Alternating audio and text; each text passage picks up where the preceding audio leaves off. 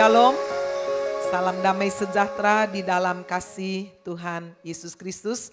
Bapak Ibu, hari ini merupakan minggu terakhir di bulan November dengan subtema The Rescuing God. Saya ingin menyapa Bapak Ibu yang baru pertama kali hadir di tempat ini. Jika ada dengan hormat, saya mohon supaya Bapak Ibu boleh mengangkat tangan, kami ingin menyapa, ingin berkenalan. Ada yang baru pertama kali hadir? Boleh angkat tangannya, ada? Semua sudah pernah ke Happy Family Center, itu sebabnya biarlah setiap saudara juga boleh membawa jiwa kepada Tuhan. Bapak Ibu saudara-saudara sekalian, The Rescuing God, Allah yang menyelamatkan, memiliki rencana yang begitu sempurna di dalam kehidupan manusia. Amin. Saudara-saudara sekalian, rencana manusia seringkali boleh hebat, tapi belum tentu saudara bisa tercapai. Kemarin di tengah segala kepadatan, kesibukan, saya melayani ibadah tutup peti seorang anak bayi 4,5 bulan.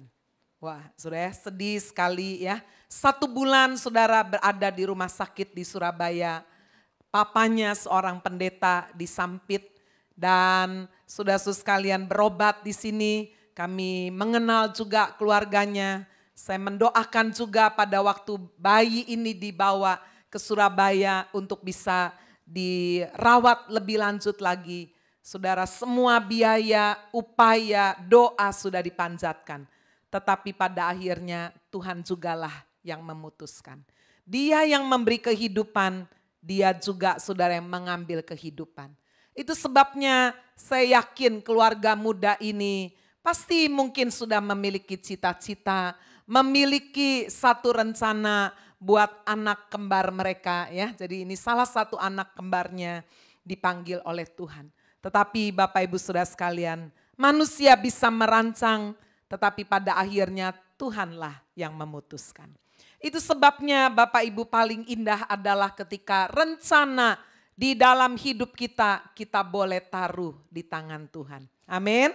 Dia sudah menyelamatkan kita dengan cara yang luar biasa. Tidak mungkin dilakukan oleh siapapun. Ada banyak guru pengajar nabi, saudara, membawa berita yang baik, mengajarkan pengajaran yang bagus, moral, etika.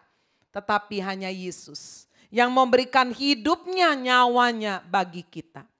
Tadi sudah dalam perjalanan saya merenung, Tuhan mengingatkan bagaimana Allah menciptakan sebelum menciptakan manusia. Allah menciptakan para malaikat. Saudara-saudara sekalian, untuk tujuan memuliakan Allah.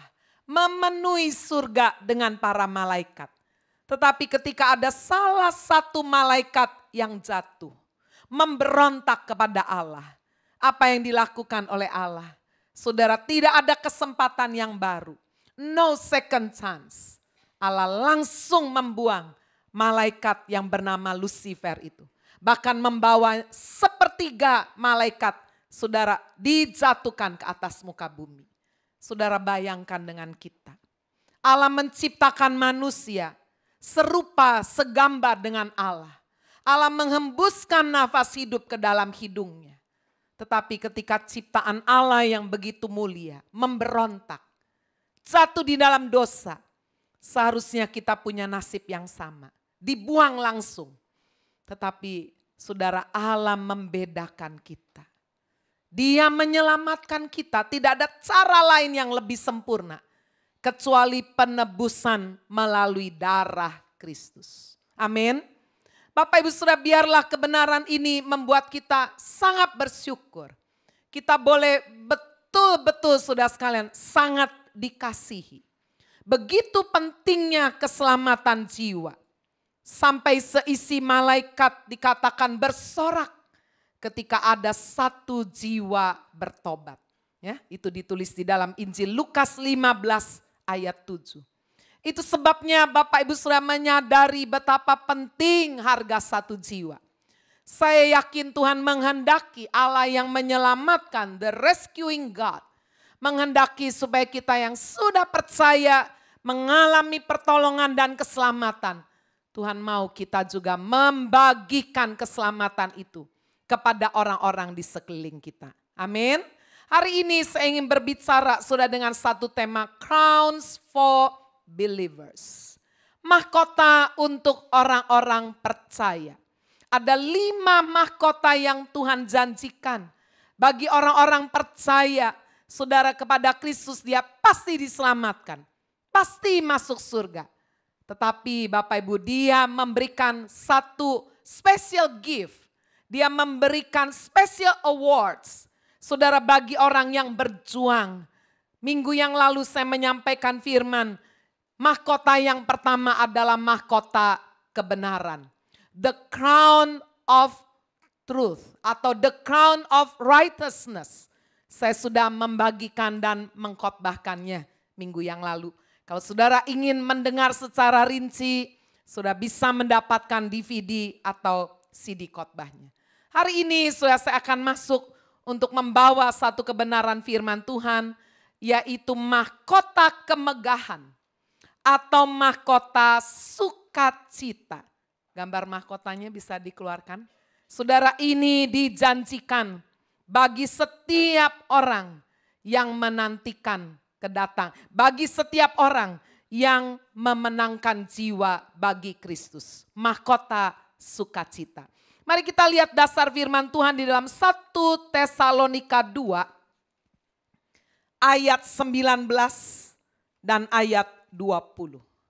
1 Tesalonika 2 ayat 19 dan 20. Sebab siapakah pengharapan kami atau sukacita kami atau mahkota kemegahan kami di hadapan Yesus Tuhan kita. Pada waktu kedatangannya, kalau bukan kamu, sungguh kamulah kemuliaan kami dan sukacita kami. Filipi 4 ayat 1 firman Tuhan berkata, karena itu saudara-saudara yang kukasihi dan yang kurindukan, sukacitaku, mahkotaku, berdirilah juga dengan teguh dalam Tuhan. Hai saudara-saudaraku yang kekasih. Bapak Ibu Saudara sekalian, begitu berharganya jiwa-jiwa yang bertobat, yang percaya kepada Yesus. Sehingga Allah menjanjikan bagi setiap orang yang memenangkan jiwa akan diberikan mahkota sukacita. Bagaimana saudara kita bisa memperoleh jiwa-jiwa?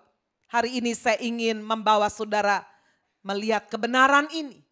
Saya berdoa saudara supaya setiap kita diberi hati kasih untuk bukan hanya kita yang selamat, tetapi kita boleh membawa orang-orang di sekeliling kita, keluarga kita, teman-teman rekan kerja kita, sekolah, kuliah, ataupun yang sama-sama sering bergaul dengan saudara. Mari kita lihat sudah di dalam 1 Tesalonika 1 ayat 5. Firman Tuhan berkata, sebab Injil yang kami beritakan bukan disampaikan kepada kamu dengan kata-kata saja, tetapi juga dengan kekuatan oleh Roh Kudus dan dengan suatu kepastian yang kokoh. Memang kamu tahu bagaimana kami bekerja di antara kamu oleh karena kamu.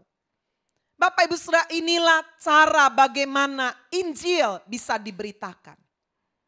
Injil saudara sekalian lahir ketika Yesus mati dan Yesus bangkit dari antara orang mati. Itu sebabnya saudara tidak pernah akan menjumpai istilah Injil di dalam perjanjian lama. Apa itu Injil? Saudara, Rasul Paulus mendefinisikannya di dalam 1 Korintus pasal 15. Ketika dia berkata, yang sangat penting telah aku sampaikan kepadamu. Ada banyak gereja tidak menyampaikan yang sangat penting. Yang disampaikan seringkali yang kurang penting. Yang menimbulkan banyak perdebatan. Yang menimbulkan banyak saudara perselisihan. Yang banyak memunculkan saudara keserakahan. Saudara-saudara sekalian, firman Tuhan berkata yang sangat penting. 1 Korintus 15 ayat 3. Telah kusampaikan kepadamu, inilah Injil. Apa yang telah aku terima sendiri. yaitu bahwa Kristus telah mati karena dosa-dosa kita sesuai dengan kitab suci. Bahwa ia telah dikuburkan dan bahwa ia telah dibangkitkan pada hari yang ketiga sesuai dengan kitab suci. Inilah Injil. Sehingga Bapak Ibu sudah bisa mempertanggungjawabkannya ketika orang bertanya, apa itu Injil? Kita bisa membagikannya. Yang sangat penting, biarlah Bapak Ibu boleh sampaikan bahwa Kristus telah mati karena dosa-dosa kita. Dan kemudian dia bangkit pada hari yang ketiga sesuai dengan kitab suci. Bapak Ibu Saudara sekalian, bagaimana orang bisa diselamatkan? Injil, berita kabar baik ini disampaikan. Bukan hanya dengan kata-kata saja. Sebab jika hanya dengan kata-kata orang sulit percaya. Tidak masuk akal. Bagaimana Tuhan mau menjadi manusia? Bagaimana Allah yang maha kuasa digantung di atas kayu salib. Allah itu seharusnya tidak boleh kalah gitu kan. Kenapa sampai harus mati? Tetapi Bapak Ibu Saudara sekalian, Injil harus diberitakan bukan hanya dengan kata-kata saja. Tetapi seperti 1 Tesalonika 1 ayat 5 tadi dikatakan. Injil harus diberitakan dengan kekuatan oleh Roh Kudus. Nanti saya akan membawa saudara melihat bagaimana gereja mula-mula boleh berdiri. Bagaimana sudah jemaat mula-mula boleh sungguh-sungguh dibangun oleh Roh Kudus. Kekuatan Roh Kudus menguasai, menghidupi setiap perkataan Injil. Setiap perkataan yang berasal dari Allah sendiri. Itu sebabnya setiap hamba Tuhan yang menyampaikannya harus menyampaikannya dengan kepastian yang kokoh. Tidak boleh ragu sama sekali. Sama seperti saudara, kalau saya seandainya menjadi seorang ahli kecantikan. Atau saya menjadi seorang konsultan dalam kesehatan buat supaya ibu-ibu badannya sehat dan langsing. Bayangkan sudah jika saya menjadi konsultan, dokter, tetapi saya punya berat badan 100 kilo. Gimana saudara? Walaupun kata-kata saya menarik, walaupun saudara informasi-informasi yang saya berikan benar, tapi orang berkata apa? Waduh, meragukan sekali ya. Badannya sendiri 100 kilo. Gimana bisa mengajarkan orang supaya bisa hidup sehat dan langsing? Nggak mungkin.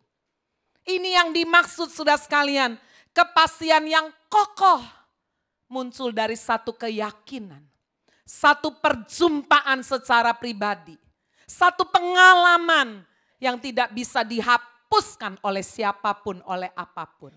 Amin saudara. Itu sebabnya Bapak Ibu Saudara sekalian kita bisa melihat bagaimana ketika Injil diberitakan. Dengan keyakinan yang kokoh, dengan kuasa Roh Kudus. Maka saudara, bayi-bayi rohani boleh dilahirkan. Sama seperti para orang tua, ibu-ibu melahirkan bayi. Bayi itu saudara tidak berdaya. Tidak bisa minum susu sendiri. Tidak bisa mengganti popoknya sendiri. Tidak bisa jalan. Yang bisa dilakukan bayi hanya tidur, makan, tidur, nangis. Itu terus. Itu sebabnya sudah setelah bayi rohani dilahirkan, maka harus ada yang merawat. Ini juga disampaikan oleh firman Tuhan. Bagaimana saudara sekalian ketika berita Injil disampaikan. Bukan hanya dengan kata-kata saja. Tetapi dengan kekuatan oleh Roh Kudus dengan kepastian yang kokoh.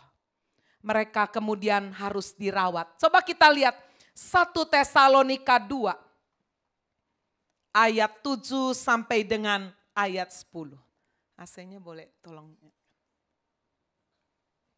1 Tesalonika 2 ayat 7 sampai 10. Tetapi kami berlaku ramah di antara kamu. Sama seperti seorang ibu mengasuh dan merawati anaknya. Demikianlah kami dalam kasih sayang yang besar akan kamu. Bukan saja rela membagi Injil Allah dengan kamu, tetapi juga hidup kami sendiri dengan kamu. Karena kamu telah kami kasihi. Sebab kamu masih ingat saudara-saudara akan usaha dan jerih lelah kami.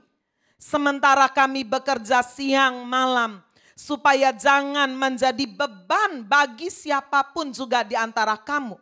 Kami memberitakan Injil Allah kepada kamu. Kamu adalah saksi. Demikian juga Allah betapa saleh, adil dan tak bercacatnya kami berlaku di antara kamu yang percaya. Bapak Ibu, rupanya kalau ada di antara Bapak Ibu saudara baru lahir secara rohani, baru percaya kepada Yesus, maka walaupun tubuh saudara secara jasmani dewasa, tapi secara rohani Anda adalah bayi. Nggak bisa berbuat apa-apa. Itu sebabnya Bapak Ibu saudara sekalian, firman Tuhan berkata, ada yang merawati jiwa seperti seorang ibu. Dengan cara bersikap ramah, mengasuhnya, membimbing kerohaniannya. Bahkan saudara yang luar biasa, Paulus berkata, kami rela bukan hanya membagi Injil, tetapi membagi hidup. Sharing life. Bapak Ibu saudara sekalian, kalau saudara baru membawa jiwa, datang kepada Yesus, mau saudara diajak ke gereja, jangan ditinggal begitu aja.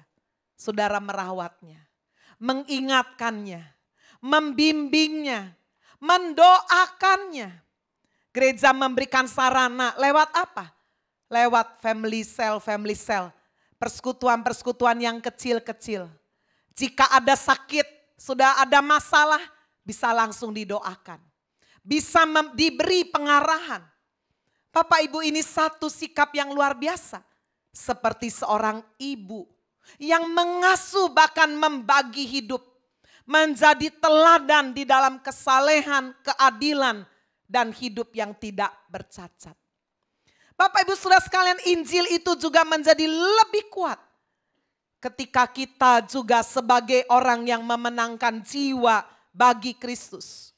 Dikatakan menguatkan seperti seorang bapak. Kalau tadi seperti ibu, ini seperti bapak. 1 Tesalonika 2 ayat 11 sampai 12. Kamu tahu betapa kami seperti bapa terhadap anak-anaknya. Telah menasehati kamu, menguatkan hatimu seorang demi seorang. Dan meminta dengan sangat supaya kamu hidup sesuai dengan kehendak Allah yang memanggil kamu ke dalam kerajaan dan kemuliaannya. Bapak Ibu, secara umum jarang sekali bapak-bapak merawat, menggendong ya, menidurkan anaknya atau gantiin popok, jarang walaupun bisa melakukan. Tetapi apa yang seorang ayah bisa lakukan adalah memberi nasihat, kata firman Tuhan. Memberikan pengarahan dalam hidup. Memberikan contoh di dalam kehidupan. Bisa bertindak dengan tegas supaya anak-anak kita hidup sesuai dengan keinginan orang tua. Bapak Ibu saudara, bukankah secara rohani seharusnya seperti itu? Kita yang sudah percaya Yesus membawa jiwa-jiwa yang baru kepada Tuhan. Bersikap seperti seorang ibu, ada keramahan, ada kebaikan, ada kesabaran. Tapi juga bersikap seperti seorang bapak. Bersikap seperti seorang ayah, ada nasihat, ada ketegasan. Bapak Ibu Saudara, di tengah segala kesibukan dan kepadatan kami menggembala, mengajar, berkhotbah, Saudara Pahani dan saya juga melakukan konseling. Konseling itulah adalah satu upaya bagaimana kami sebagai gembala dan staf penggembalaan boleh merawati jemaat-jemaat yang masih bayi. Bapak Ibu Saudara sekalian, kami juga harus bersikap seperti seorang bapak yang kadang-kadang harus bicara dengan tegas. Beberapa waktu yang lalu kami melayani pasangan suami istri yang sudah berada di ambang kehancuran di dalam hidup rumah tangga. Seharusnya secara usia mereka mengenal Tuhan bukan lagi baru. Bukan lagi bayi. Sudah tetapi entah satu lain hal. Karena ada masalah di dalam diri suami istri yang masih muda ini. Ada luka-luka batin yang belum terselesaikan. Sehingga walaupun saudara sekalian mereka sudah melayani Tuhan dalam aktivitas, pada akhirnya mereka mengalami kejatuhan. Saudara-saudara mereka jatuh dalam dosa dan rumah tangga mereka sungguh terancam bercerai. Datang sudah kepada kami dalam keadaan putus asa, sepertinya sudah tidak ada jalan keluar. Yang suami dilayani Bapak, yang istri saya layani. Persis kami harus mulai lagi seperti merawati seorang anak. Bapak Ibu saudara-saudara sekalian, tengah malam walaupun udah capek, saya biasanya menghubungi. Apa kabar? Bagaimana? Sudah baca Alkitab belum? Sudah dengar PR-nya belum? Saya biasa melayani, ada PR, CD-CD yang pelajaran yang harus didengar. Saudara bersikap seperti seorang ibu. Tetapi juga ada saatnya saya bersikap dengan tegas. Saya berkata, kamu harus berhenti hidup dalam dosa. Jika tidak, maka jalan yang lebar sudah terbuka. Go to hell. Kan? Jalan yang sangat terbuka. Kalau dia bilang, enggak Bu, saya enggak bisa, enggak mau tinggalin dosa. Wah, saya pun tidak boleh sabar, ya udah enggak apa-apa. Dosa aja enggak apa-apa, Tuhan bisa mengampuni. Wah, celaka. Ada saat saya harus merawati, saya harus sabar, sudah. Tapi ada saat saya bersikap seperti Bapak, tegas. Kalau kamu tetap hidup di dalam dosa, saya tidak mau melayani lagi. Bapak Ibu saudara sekalian, disitulah bagaimana sudah hubungan timbal balik. Sebagai seorang gembala yang membapai juga. Supaya ada ketegasan, ada tanggung jawab. Untuk orang-orang yang kita layani juga hidup dalam pertobatan. Ini yang dilakukan oleh Paulus. Untuk memenangkan jiwa secara utuh. Sekarang saya ingin masuk saudara pada bagian yang ketiga. Bagaimana Alkitab memberikan contoh-contoh secara bervariasi. Bagaimana jiwa-jiwa itu bisa dibawa kepada Yesus. Bagaimana jiwa-jiwa bisa dimenangkan. Yang pertama saudara, kita melihat inilah kelahiran gereja mula-mula. Melalui pemberitaan Injil. Melalui kebangunan rohani yang luar biasa. Siapa yang mengundangnya? Roh Kudus. Sebab itu KKR 2000 tahun yang lalu di Yerusalem. Tidak ada brosur, tidak ada billboard, enggak ada radio, enggak ada promosi. Tetapi kalau saudara membaca dalam Kisah Para Rasul pasal 2. Bagaimana sudah ketika murid-murid Yesus dipenuhi Roh Kudus. Pada hari Pentakosta. Yang bertepatan saudara pada waktu itu orang-orang Yahudi dari berbagai macam penjuru dunia datang ke Yerusalem untuk beribadah di bait Allah. Sehingga jumlah mereka ada ribuan. Itu sebabnya Bapak Ibu kita bisa membaca satu peristiwa kebangunan rohani yang luar biasa. Ketika Petrus dan murid-murid Tuhan Yesus yang lain dipenuhi Roh Kudus. Tuhan pakai Petrus. This is God's favor. Saya berkata saudara bahwa kita diselamatkan karena anugerah. But when we are chosen to do the great things, it's God's favor. Kalau Tuhan memilih sudah mungkin bukan semua, tapi salah satu yang dipilih, itulah perkenanan Tuhan. Amin. Yohanes tidak boleh iri hati sama Petrus. Lukas tidak boleh protes. Kok kenapa bukan saya? It's God's favor. Petrus berdiri sudah dengan keyakinan yang pasti. Dengan dipenuhi oleh Roh Kudus. Sudah sekalian urapan Allah turun luar biasa. Sehingga dia berkhotbah berapi-api. Berkhotbah dengan penuh urapan Roh Kudus. Saudara bisa lihat hasilnya. Kisah Para Rasul pasal yang kedua. Kita melihat saudara, inilah hasil daripada khotbah. Kebangunan rohani. Berita Injil yang disampaikan dengan kekuatan Roh Kudus. Mari kita lihat Kisah Rasul 2 ayat 36. Ketika Petrus berkata, jadi seluruh kaum Israel harus tahu dengan pasti bahwa Allah telah membuat Yesus yang kamu salibkan itu menjadi Tuhan dan Kristus. Ketika mereka, yaitu orang banyak ribuan itu, mendengar hal itu, hati mereka sangat terharu.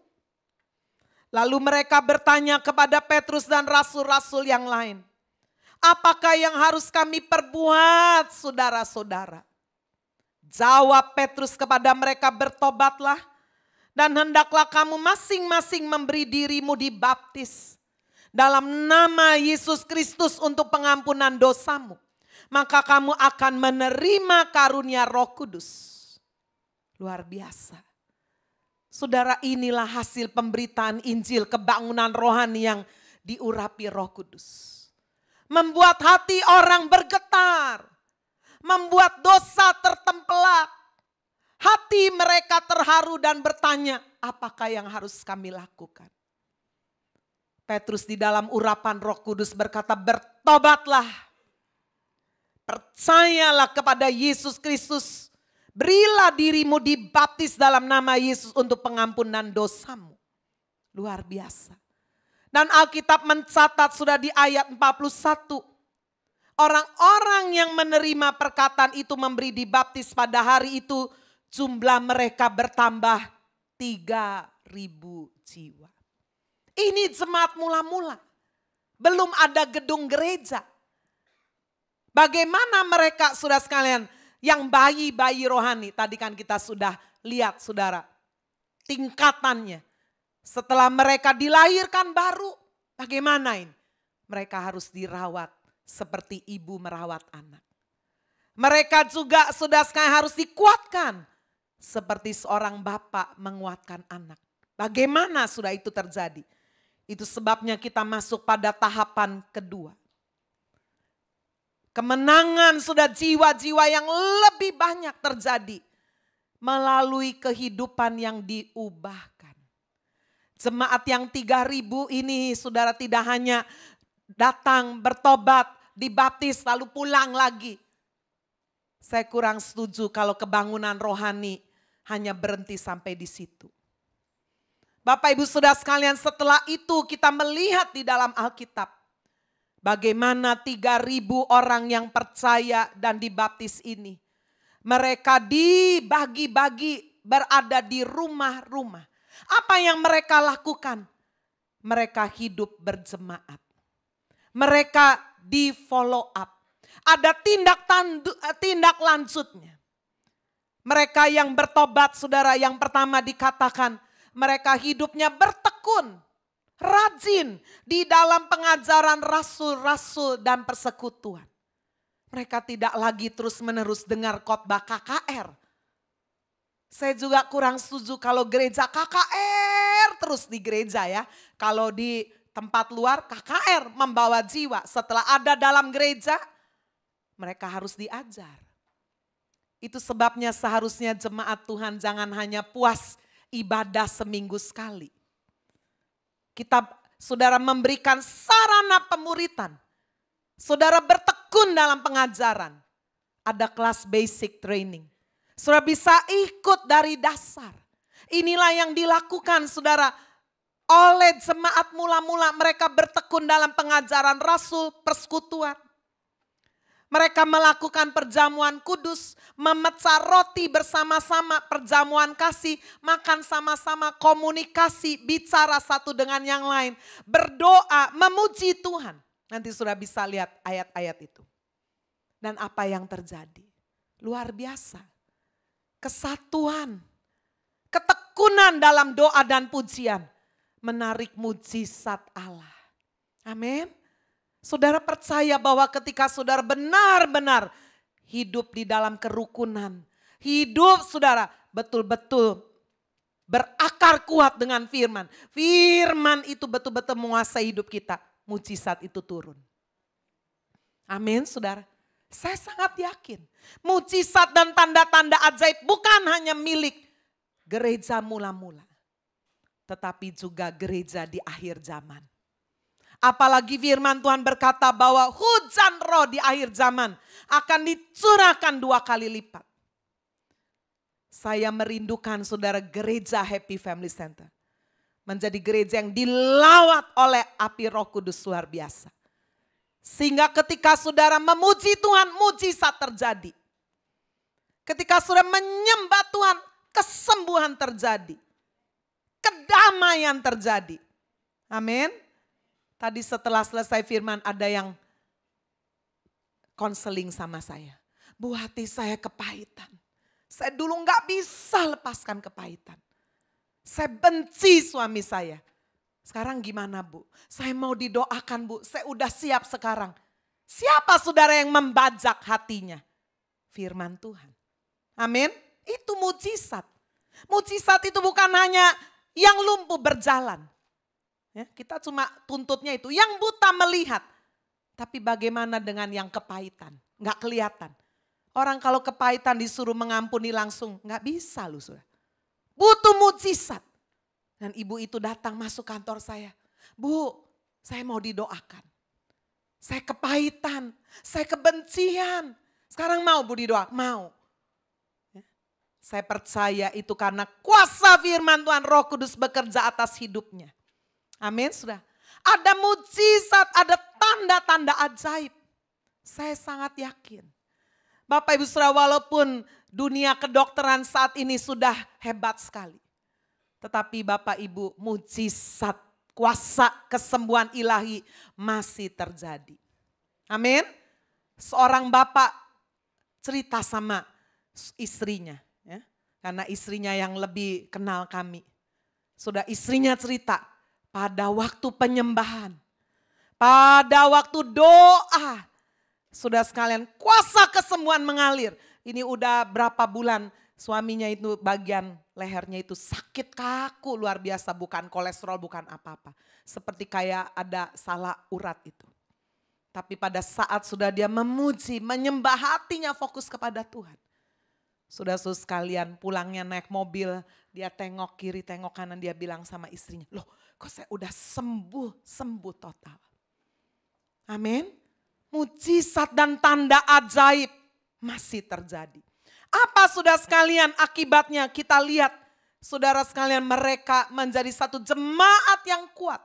Hidupnya bersatu, hidupnya berbagi. Yang lemah dikuatkan. Bukan hanya secara rohani, jika mereka membutuhkan saudara sekalian pertolongan diangkat.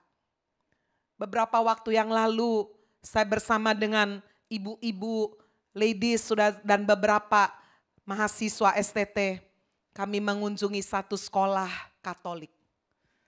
Letaknya di satu jalan kecil. Ada 150 murid di situ. Dari murid TK sampai SMP. Hampir semuanya adalah anak-anak dari orang tua yang tidak mampu. Sekolah itu nyaris ditutup karena tidak ada biaya.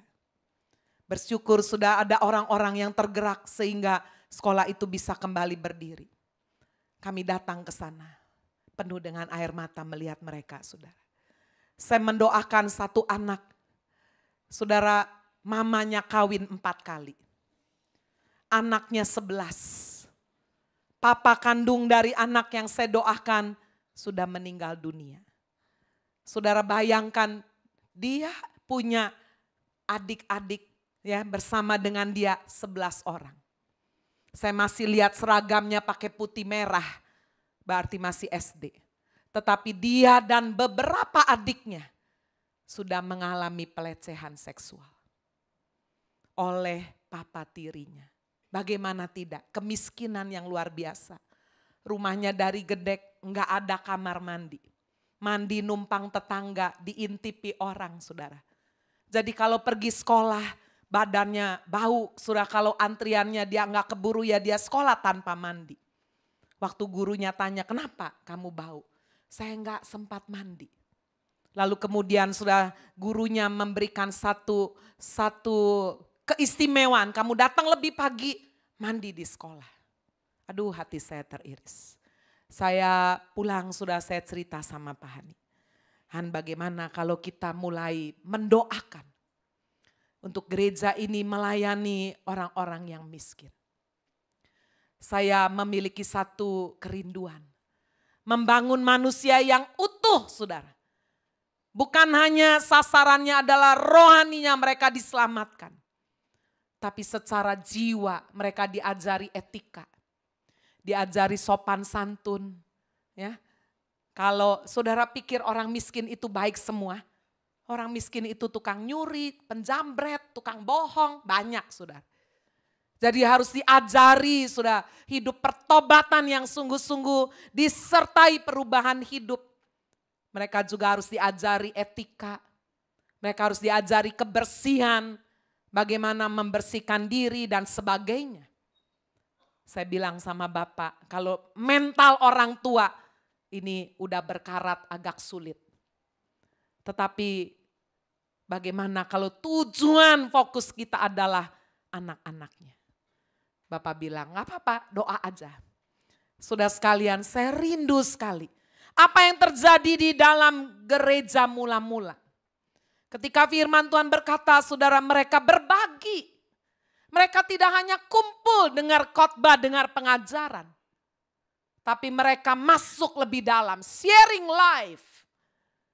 Ketika melihat orang yang lebih sudah berbagi dengan orang yang miskin. Dengan tujuan supaya hidup mereka terangkat. Sehingga mereka juga bisa memiliki kesempatan yang sama untuk menerima pendidikan dan kehidupan yang lebih layak.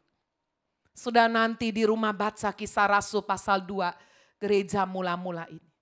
Sudah lihat hasilnya dalam Kisah Rasul pasal yang kedua ayatnya yang ke-47.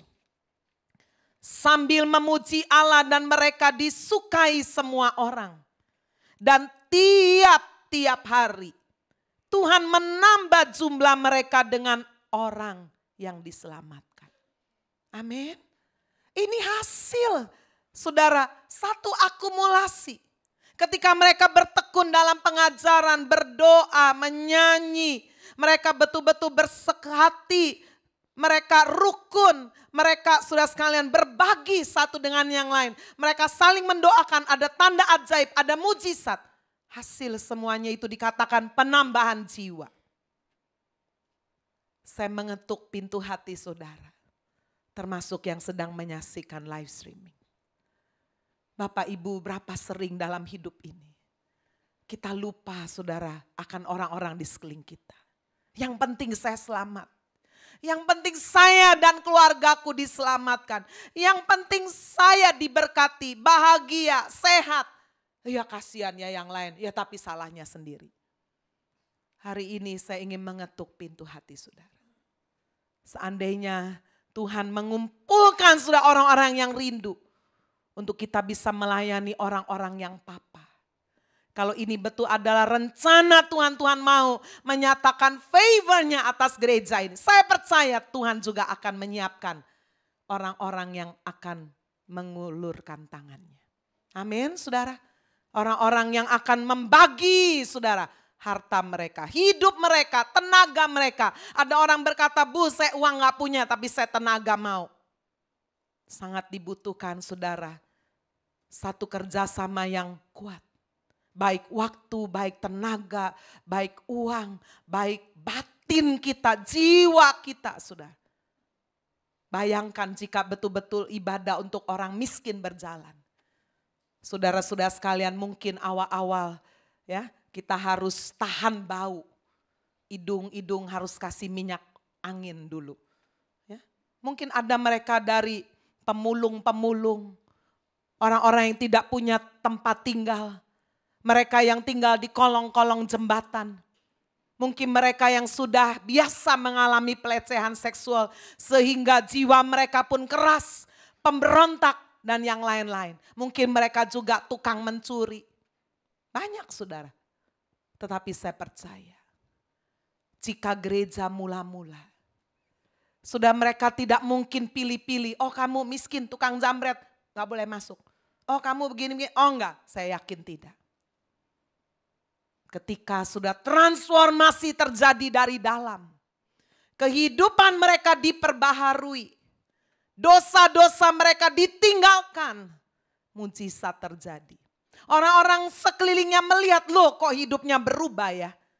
Ini yang firman Tuhan katakan. mereka disukai oleh semua orang. Dan tiap-tiap hari Tuhan menambah jumlah mereka dengan orang yang diselamatkan. Amin. Bapak Ibu Saudara sekalian, penambahan jiwa. Bukan berhenti sampai 3.000.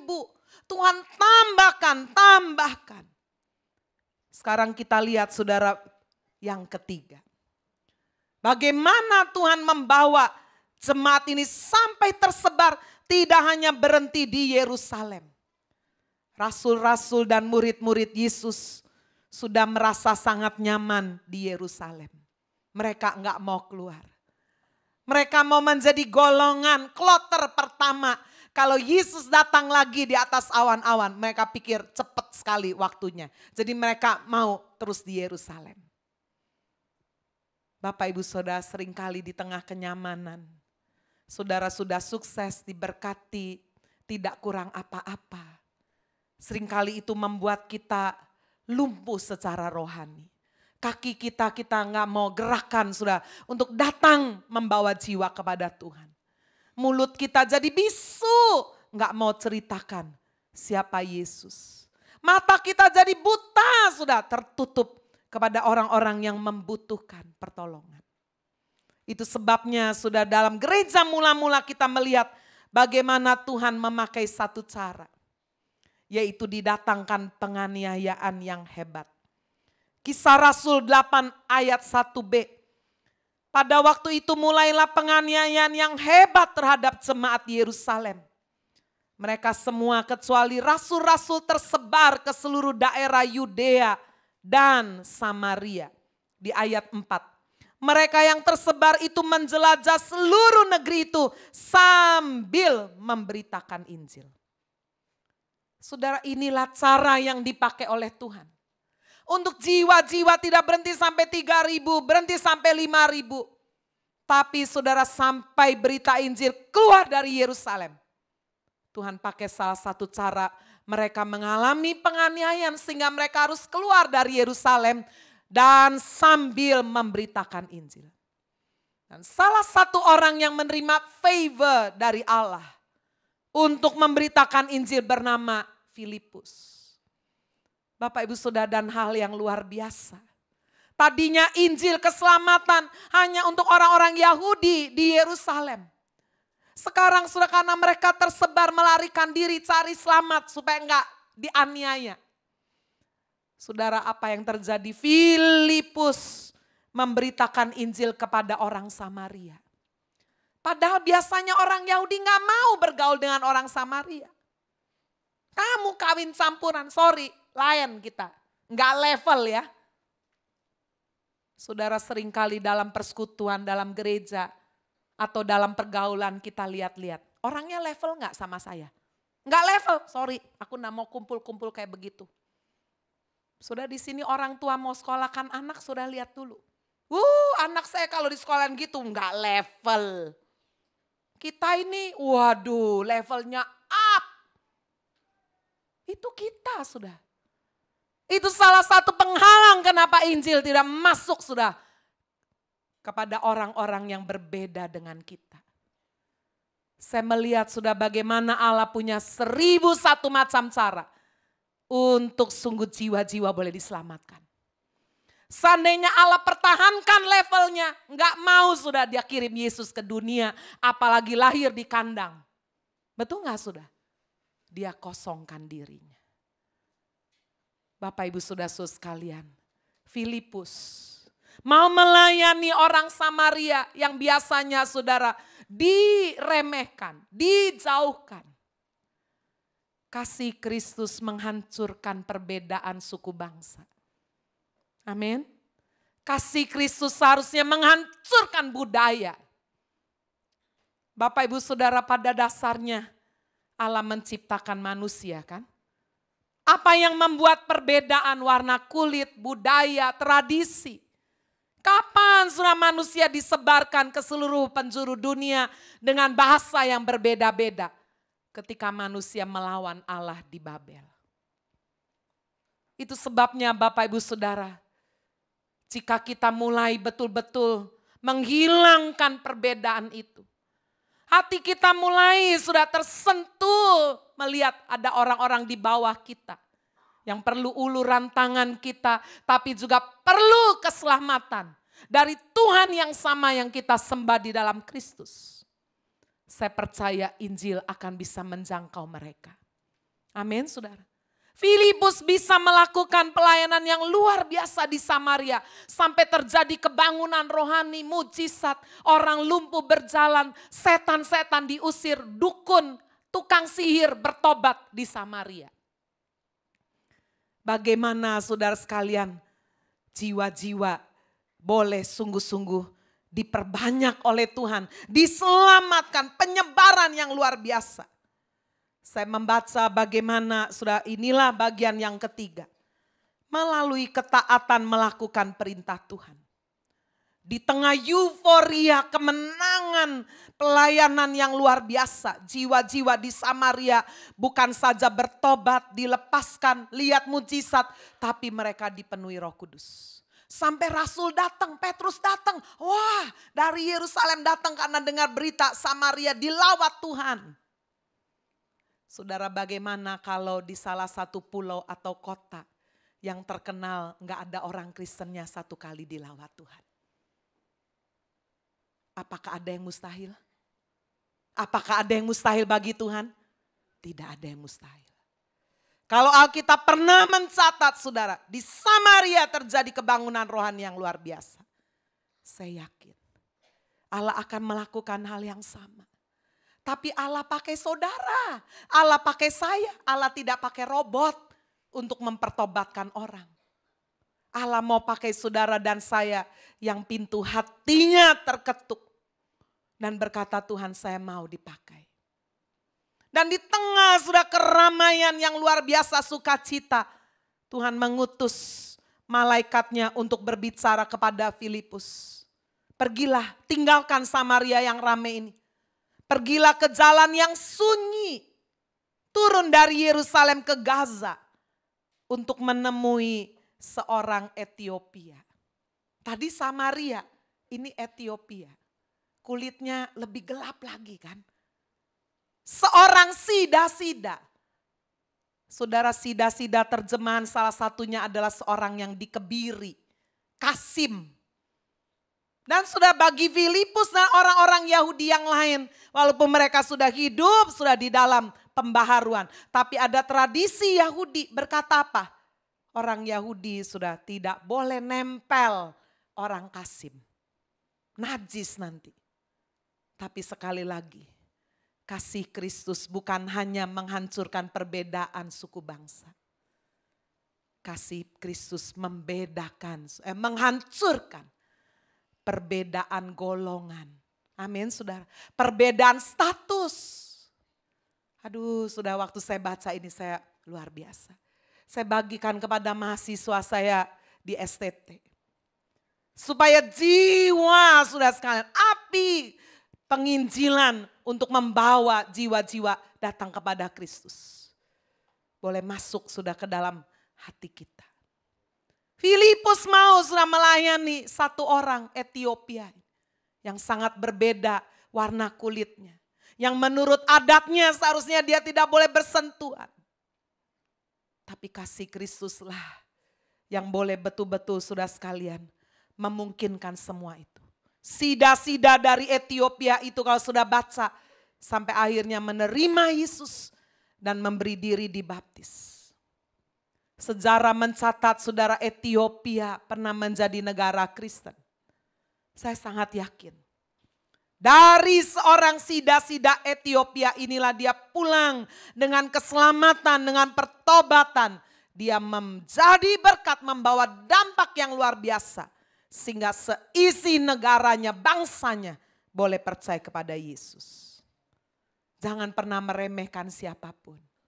Amin. Saya baca itu salah satu nasihatnya dari Lim Siu-lyong. Wah ya, ada yang pasang pipi. Jangan pernah meremehkan orang. Walaupun orang itu orangnya di bawah.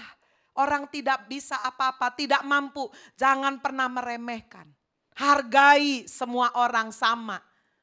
Sebab siapa tahu orang yang kamu remehkan besok-besok jadi orang. Saya pikir betul juga. Amin. Jangan pernah meremehkan anak kecil. Sebab besok-besok emangnya kecil terus, dia akan gede. Sudah kalau sakiti terus anak kecil, besok-besok dia akan lawan, sudah gimana itu. Hargai. Saya percaya Bapak Ibu. Kasih Kristus itulah yang boleh membawa berita Injil tersebar luar biasa. Sekarang kita lihat cara yang terakhir. Melalui penderitaan atau persoalan yang sangat hebat. Saya ambil contoh adalah Paulus dan Silas. Di dalam Kisah Rasul pasal 16, mereka dipenjarakan karena pemberitaan Injil. Mereka ada di kota yang asing di Filipi, daerah kekuasaan Romawi. Nggak ada orang Kristen di situ. Mereka memberitakan Injil. Saudara, seorang perempuan yang memiliki roh tenung, ya kalau sekarang mah mungkin dia seperti paranormal, ditanya nomor buntut bisa, ya, ditanya hari baik bisa, ditanya jodohku siapa bisa, wah ya, ini coba baca tuh di Kisah Rasul 16. Orang ini ikut terus, perempuan ini ikut terus. Bahkan dia berkata, ngomong sama Paulus, engkau adalah hamba Allah yang maha tinggi. Ngomong begitu. Karena diganggu terus menerus, Paulus akhirnya apa? Ya, kalau saudara baca di ayat 18, kemudian karena dia tidak tahan lagi akan gangguan itu, dia usir setan dalam perempuan itu. Dalam nama Yesus, aku menyuruh engkau keluar dari perempuan itu. Wah, langsung perempuan yang tadinya bisa punya kelebihan, dapat nomor buntut, ya, bisa kasih masa depan orang, bisa meramal. Wih, tiba-tiba waktu waras ditanya, udah gak bisa lagi. Wah, marah saudara, yang memelihara perempuan ini biasanya dapat duit, marah. Mengadukan Paulus dan Silas ke pemerintahan saudara, kepada para penguasa. Sampai kemudian Paulus dan Silas dipukuli, dimasukkan ke dalam penjara, dibelenggu kaki mereka. Bapak Ibu, penderitaan, persoalan tahukah bisa dipakai oleh Tuhan untuk boleh menjangkau jiwa lebih lagi. Tidak pernah kita duga. Inilah yang terjadi. Apa yang dialami oleh Paulus dan Silas di dalam penjara, perut mereka kosong, kedinginan, kesakitan. Tetapi di dalam Kisah Rasul 16 ayat 25 firman Tuhan berkata, di tengah malam, kira-kira tengah malam, Paulus dan Silas berdoa dan menyanyikan puji-pujian kepada Allah. Dan orang-orang hukuman mendengarkan mereka. Saudara, ketika persoalan datang dalam hidup saudara sangat berat. Apakah itu pekerjaan? Ada orang saudara memberitahu bahwa suami saudara main gila sama perempuan lain. Ada bukti saudara menyatakan bahwa suami yang kelihatannya setia ternyata udah punya anak dengan perempuan lain. Gimana itu? Seperti dunia mau kiamat. Ketika tiba-tiba saudara dengar bahwa perusahaan saudara hancur. Ketika orang yang sudah bawa barang saudara tidak bisa bayar utang, uang tidak ada, barang gak ada. Gimana tuh? Kalau uang gak bisa bayar, barangnya mana ambil? Barang gak ada, uang gak ada. Gimana? Berarti gak bisa bayar dong. Gimana saudara? Ketika tiba-tiba satu kali saudara cuma iseng-iseng check up, dokter berkata, ibu udah gak usah pulang lagi. Ini sudah harus langsung treatment selanjutnya. Kenapa? Udah buntu 100%. Kalau pulang bisa dut ini. Gimana saudara? Kalau kemudian sudah sekali hasil pemeriksaan yang lain berkata, ini stadium kankernya sudah 3B. Gimana? Saudara sudah rencana mau keliling dunia, mau ikut tur Eropa, aduh ini. Gimana itu? Makan udah gak enak lagi, makan nasi tambak bayan biasanya enak gitu. Ini jadi udah gak ada lagi nafsu. Gimana? Persoalan bisa datang kapan saja, di mana saja, siapa saja. Tetapi hari ini kita melihat jalan keluar. Paulus dan Silas tidak menyalahkan Tuhan, tidak protes. Tuhan, kami datang ke Filipi ini memberitakan Injil, udah usir setan, udah sembuhkan orang. Kok gini sih? Tidak.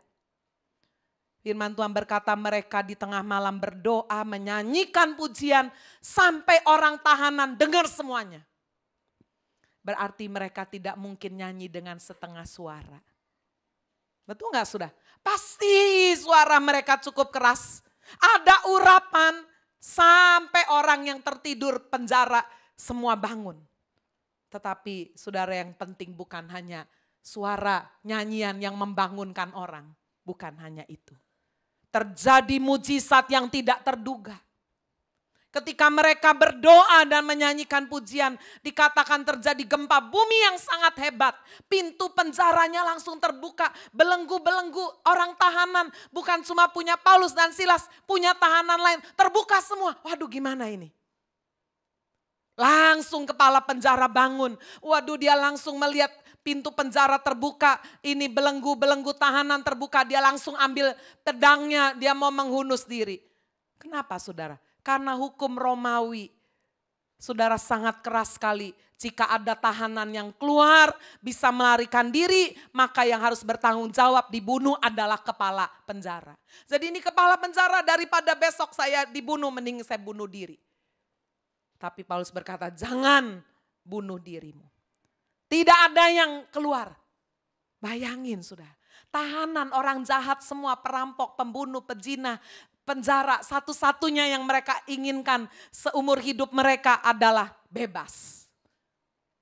Tetapi Paulus berkata, jangan khawatir, tidak ada satupun yang akan keluar dari penjara ini. Hadirat Tuhan yang luar biasa. Membuat orang-orang tahanan lupa kalau mereka itu penjahat. Mereka pikir ada di gereja. Ya. Saudara, kalau lagi orang dikuasai sesuatu, saudara narkoba coba. Ya, di gereja bisa dikirain diskotik. Orang lain nyanyinya begini, dia gedek-gedek sendiri bisa sudah. Atau manggut-manggut gini. Ya, perhatikan aja kalau di gereja nyanyinya bukan gini-gini. Wah, ya. Mungkin dia sedang berhalusinasi. Betul gak sudah? Waduh, ini ada hadirat Tuhan yang luar biasa. Sehingga orang tahanan mestinya begitu lihat pintu penjara terbuka, belenggunya terbuka, oh maunya keluar. Ini enggak, mereka begitu dikuasai oleh hadirat Tuhan. Sehingga mereka lupa bahwa itu penjara. Mereka lupa bahwa mereka adalah penjahat, ada kedamaian yang luar biasa.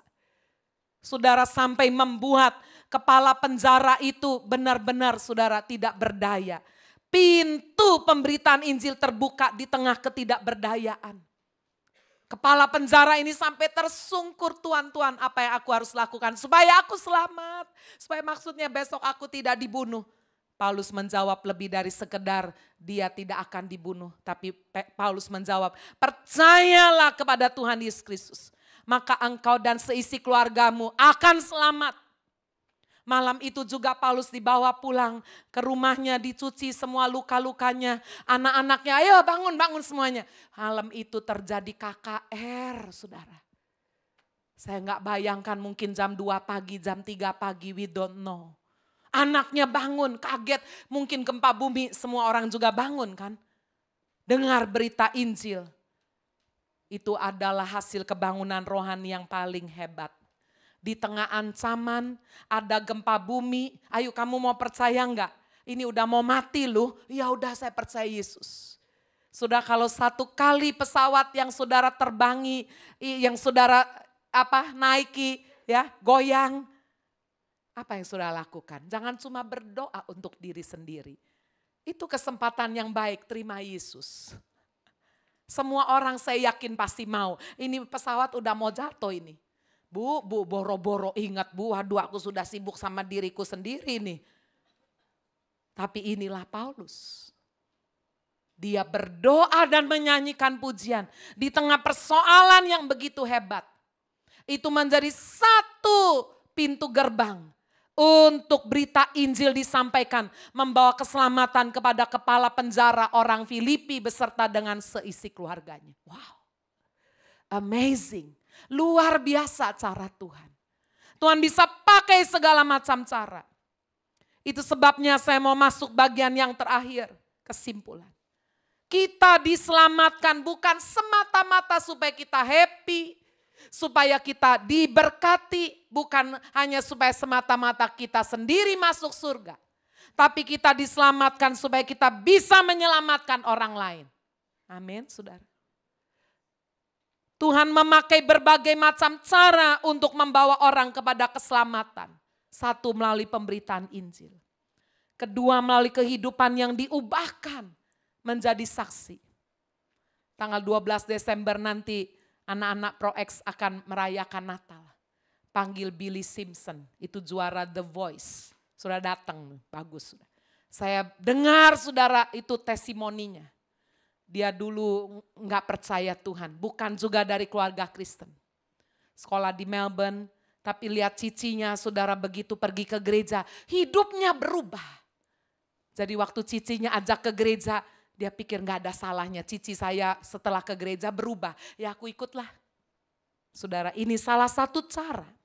Kehidupan yang diubahkan menjadi saksi yang hebat, menjadi magnet yang sangat kuat untuk bisa memenangkan jiwa. Amin.